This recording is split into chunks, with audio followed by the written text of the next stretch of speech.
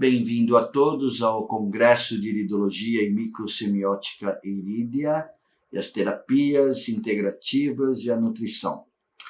Vamos ter nessa charla uma exposição de uma pesquisa, de um trabalho, que já passou por Dr. Bernard Jensen, que transpôs para nós, e na atualidade nós estamos conseguindo comparar a íris do olho, verificar na iridologia justamente a correlação que existe de minerais, de vitaminas, que pode estar em deficiência, e o órgão correlacionado pode estar também no seu funcionamento subativo, né, e talvez até crônico e degenerativo, devido à falta desses nutrientes.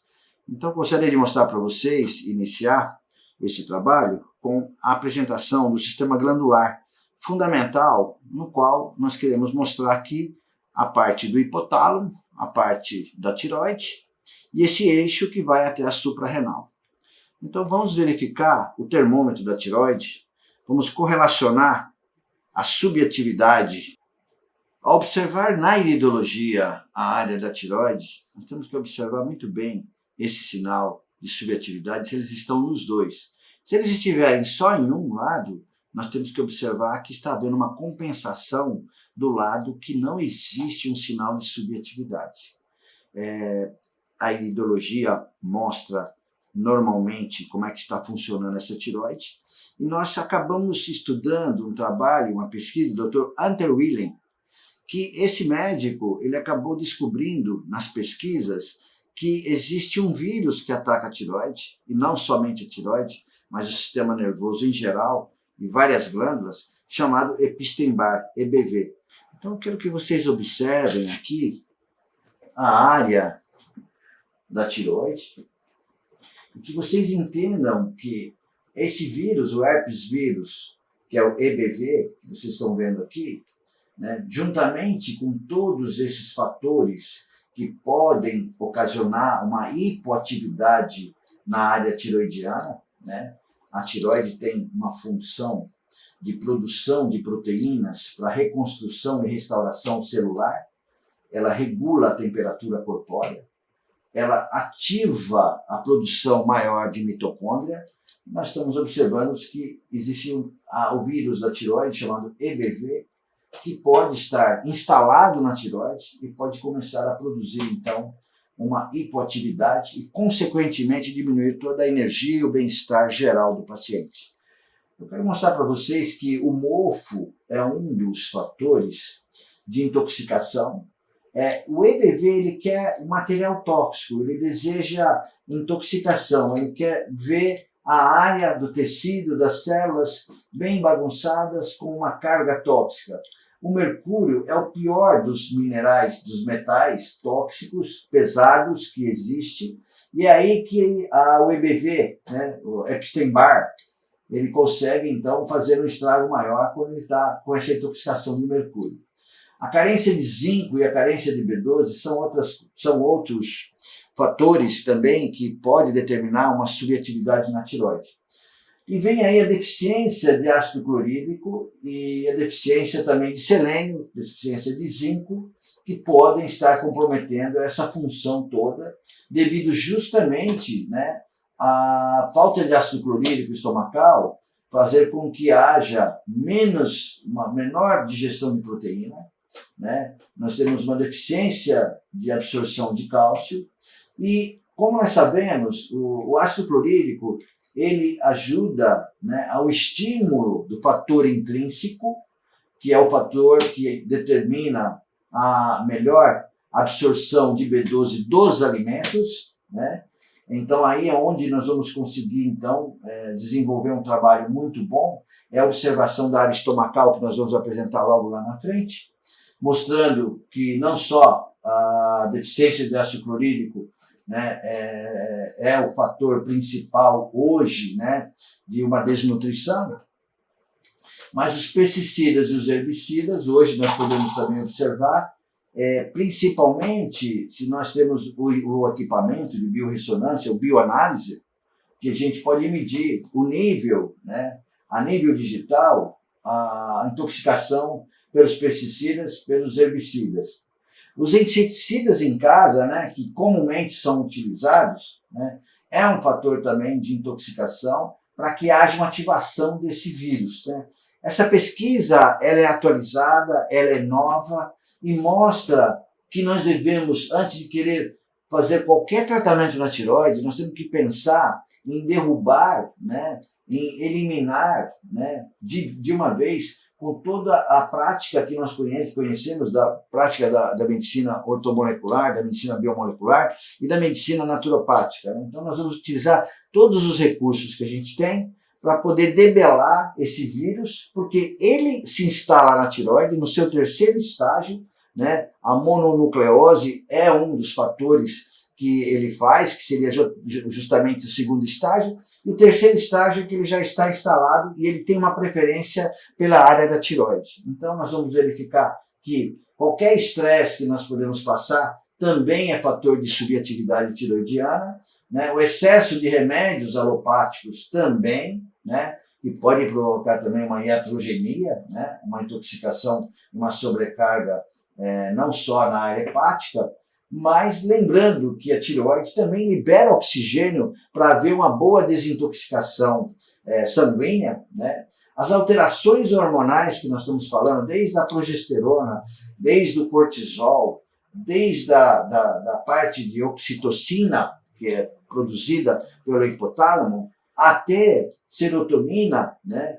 Melatonina, que é um neurohormônio também, neurotransmissor fundamental para o equilíbrio do ciclo, né, do sono, né? Hora de dormir, hora de acordar, hora de acordar.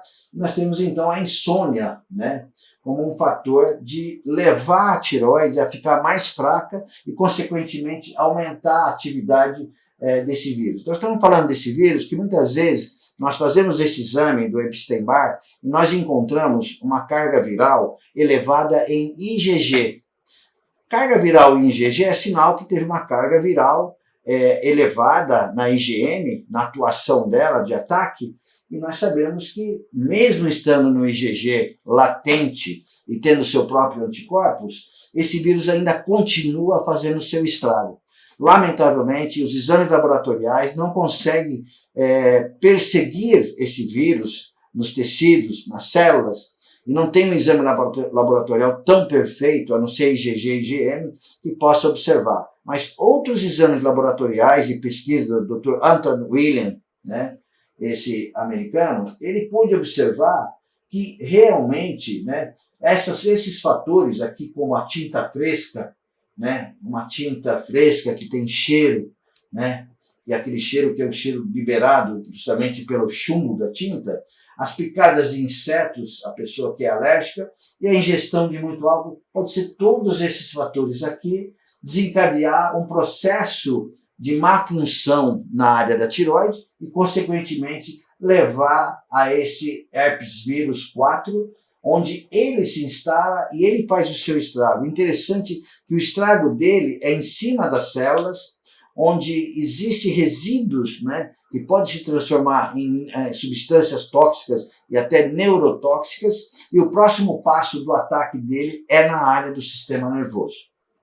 Então, nós temos aí nos exames da tireoide, né, que são exames corriqueiros, rotineiramente a gente pede esses exames, mas tem alguns exames que a gente quase não dá muita atenção. Eu diria para vocês que a TSH, né, que é o hormônio tiroestimulante, é fundamental para nós entendermos que, embora seja lá encostado a 5,2, né, a partir de 2,5 já pela comunidade médica científica europeia, já temos 2,5, acima de 2,5 já pode se considerar uma tireoide subativa, né? E esse é um hipotireoidismo tipo 2. A TRAB é o anticorpo antirreceptor do TSH, que raramente aparece. Normalmente é uma autoimune que pode fazer isso, né? Justamente na TSH, estimular demais ou não estimular. Isso pode aparecer, meio raro, mas aparece em determinadas situações onde nós temos aí a tireoidite de Hashimoto. A T4 e a T3, a gente tem que entender também que 4 átomos de T4, né, ela tem que se converter em T3, então ela tem que perder esse átomo, e para perder esse átomo, ela tem que ter a deionidase 2. Para essa conversão haver, temos que verificar as enzimas dependentes, que seria com o selênio e com o zinco. Sem selênio e sem zinco, a gente não consegue fazer essa conversão e não ter o T3, que é o hormônio que vai sobrar 10% para poder entrar nos 100 trilhões de células. E a gente verifica também que o T3 reverso é aquele T3 que não entrou e que retornou para se transformar novamente em T4. Para toda essa transformação vai precisar sempre da deionidase 2, consequentemente tendo zinco e selênio como fatores de enzimas dependentes.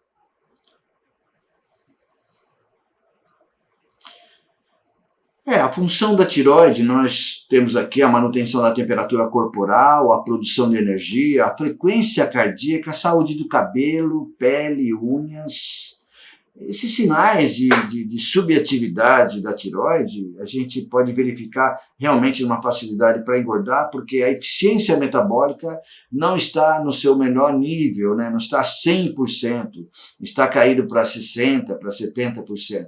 E eu gostaria de falar para vocês um detalhe importante da alimentação e da nutrição, que a alface, né, ela provoca uma deficiência na área da tireoide, devido justamente a ter uma substância, a alface, que vamos considerar um ópio vegetal. Ali nós encontramos um ópio vegetal que foi descoberto por uma bióloga, né, da Venezuela, né, há pelo menos mais de 20 anos atrás, e que nós entendemos então que quando nós temos que ter um funcionamento normal da tireoide, temos que retirar a alface. A alface pode diminuir em 15% a 20% a função tiroidiana.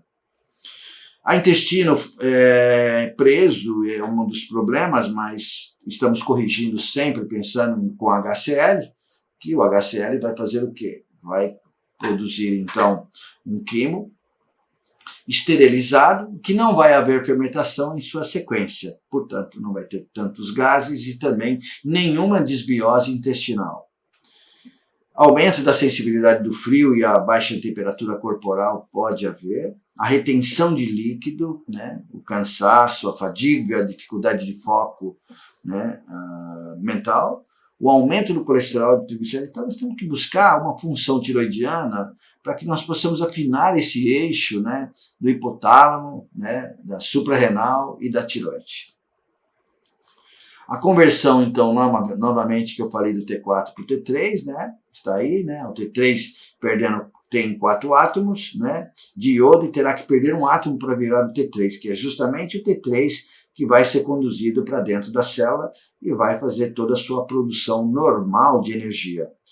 Então, por meio dessa reação aí da deionidase 2, que é uma enzima dependente dos outros cofatores de zinco e de selênio, é que nós temos essa virada da função de produção do hormônio tiroidiano. Então, a tireoide é um termômetro bioquímico fundamental, né, como o iodo, como o selênio, né, e nós temos aqui a fórmula para nutrir a tireoide. A fórmula para nutrir a tireoide, que é essa daqui que vocês estão vendo, tá? Que nós fizemos. Nós temos o kelpiodine a 50 microgramas, uma sugestão nossa. O selenometionina, que é o Excellent, que é o selênio mais nobre, em 200 microgramas. O zinco acetato, que é o zinco que mais absorve, de maior biodisponibilidade, em 25 miligramas.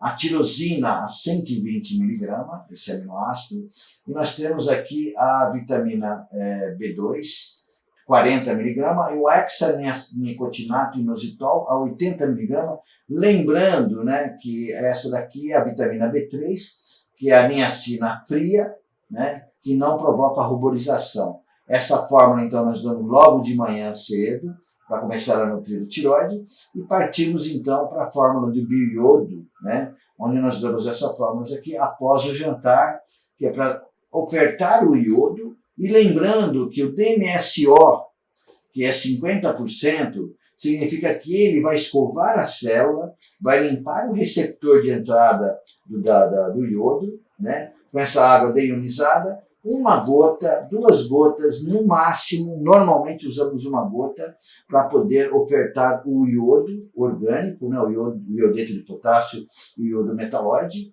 e nutrimos a tireoide dando bioiodo, lembrando que a gente pode colocar essa fórmula do bioiodo em 30 ml de água, porém tem que tomar pelo canudinho para que não haja problemas de deixar o dente manchado de vermelho, né? Uma recomendação para vocês, ok?